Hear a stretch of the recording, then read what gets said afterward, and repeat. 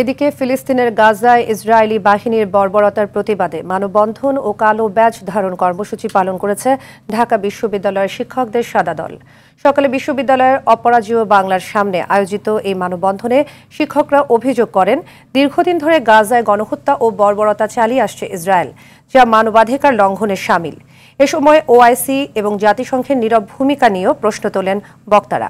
এছাড়া গাজায় ইসরায়েলি বাহিনীর চলমান গণহত্যার প্রতিবাদে ও ফিলিস্তিনের সমর্থনে মার্চ ফর প্যালেস্টাইন কর্মসূচি পালন করে জগন্নাথ বিশ্ববিদ্যালয়ের শিক্ষক, শিক্ষার্থী, কর্মকর্তা ও কর্মচারীরা।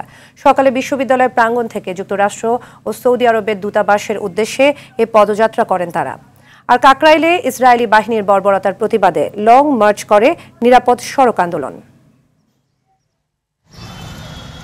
আমরা এই হত্যাযজ্ঞের, জেনোসাইডের তীব্র প্রতিবাদ জানাচ্ছি, নিন্দা জানাচ্ছি এবং অচিরে নেতানিয়াহুকে স্টপ করা হোক। সারা বিশ্বকে, সভ্য দেশগুলোকে এক হয়ে আমাদের অ্যাওয়ারনেস ডেভেলপ করতে হবে, প্রতিবাদ করতে হবে, যার যার সামর্থ্য অনুযায়ী আমাদের প্রতিবাদ করতে হবে। আমরা ফিলিস্তিনিদের পাশে আছি, থাকবো। সমাধান অবশ্যই হতে হবে, দুইটা রাষ্ট্রই যেন ঠিক মতো সেখানে বসবাস করতে পারে। তার জন্য দ্বিরাষ্ট্রের যে ব্যবস্থার মাধ্যমে যে রাষ্ট্র গঠনের যে পরিকল্পনা সেখানে করা হয়েছিল, সেটাকে ইসরায়েল মেনে নিতে হবে।